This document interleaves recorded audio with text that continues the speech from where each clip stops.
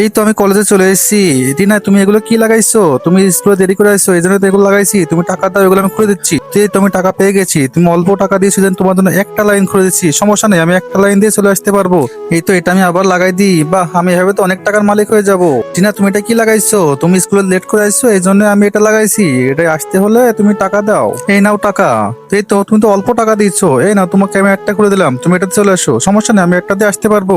বাহ, এরম চলতে থাকলে তো আমি অনেক টাকার মালিক হয়ে যাব। আজকে তো রাজু এখনো আসেনি।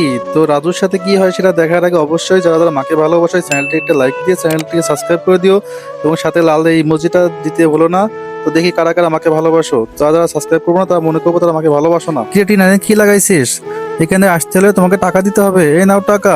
এ তো অল্প টাকা, এই টাকায় তোমার জন্য দরজা খুলবো না, তুমি নিচে দিয়ে আসো।